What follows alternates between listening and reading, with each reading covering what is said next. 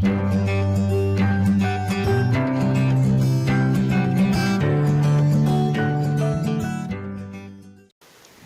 kembali lagi. Untuk pembelajaran kali ini yaitu kita akan membahas mengenai bab 2, masih di materi pembelajaran kelas 11, yaitu tentang teks eksplanasi. Nah, dalam teks eksplanasi ini kita akan membahas yang pertama ada pengertian dan ciri-ciri dari teks eksplanasi, kemudian identifikasi informasi dalam teks eksplanasi, ada konstruksi informan teks eksplanasi, kemudian ada analisis struktur dan kebahasaan dari teks eksplanasi, dan yang kelima itu adalah untuk memproduksi bagaimana atau membuat teks eksplanasi. Yang pertama kita ke pengertian dan ciri-ciri dari teks eksplanasi terlebih dahulu. Nah, teks eksplanasi ini adalah teks yang bertujuan untuk menjelaskan proses atau fenomena alam dan fenomena sosial. Nah, biasanya teks eksplanasi ini ditulis untuk menjawab pertanyaan bagaimana dan mengapa. Misal tentang gempa bumi ataupun tsunami seperti itu. Kemudian yang kedua adalah ciri-ciri dari teks eksplanasi. Nah, ciri-ciri dari teks eksplanasi ini yang pertama, strukturnya terdiri dari proses, deretan penjelas, dan penutup. Kemudian ada yang memuat informasi atau fakta, kemudian memuat informasi yang bersifat keilmuan, dan menjelaskan satu kejadian atau suatu fenomena, seperti itu. Bagian kedua ini yaitu kita akan mengidentifikasi informasi dalam teks eksplanasi. Nah, di sini ada dua bagian, yaitu ada fakta dan gagasan pokok.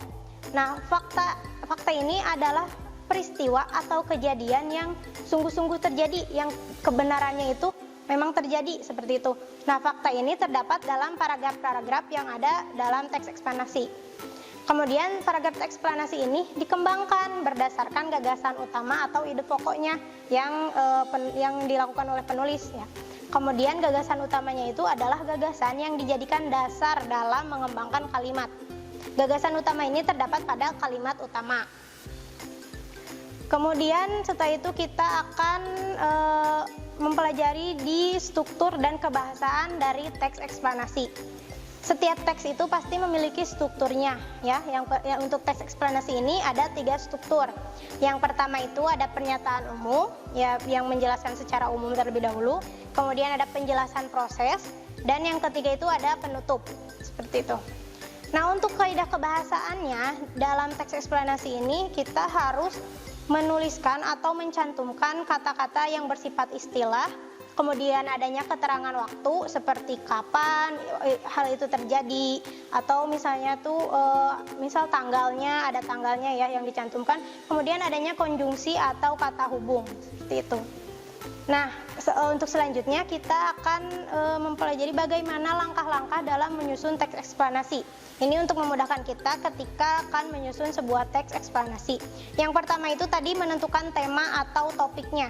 Apa yang akan kita buat? Misal tadi tentang gempa bumi, ya, bisa. Kemudian yang kedua itu mengumpulkan data dari berbagai sumber. Nah, karena dalam teks eksplanasi ini harus berdasarkan fakta, maka kita harus mengumpulkan datanya itu dari sumber yang terpercaya. Kemudian yang ketiga itu adalah menyusun kerangkanya. Ini untuk memudahkan kita dalam memproses teks secara utuh yang seperti tadi. Kemudian yang selanjutnya ada menentukan tujuan dari penulisan. Kemudian ada menyusun kerangka lagi. Kemudian yang terakhir itu ada mengembangkan kerangka menjadi karangan eksplanasi. Nah, karena tadi kita sudah membuat kerangka, jadi akan memudahkan ketika mengembangkan teks eksplanasi secara utuh. Cukup sekian untuk pembahasan materi teks eksplanasi. Nanti kita akan bertemu di video selanjutnya. Kunjungi sosial media lainnya seperti website kami di pkbmalkata.com, Facebook PKB Malkata Mananjaya, Instagram PKB Malkata Official. Dan terima kasih telah klik video ini. Jangan lupa like, comment, share, and subscribe untuk menunjukkan dukungan kamu terhadap channel ini. Enjoy the video, PKB Malkata.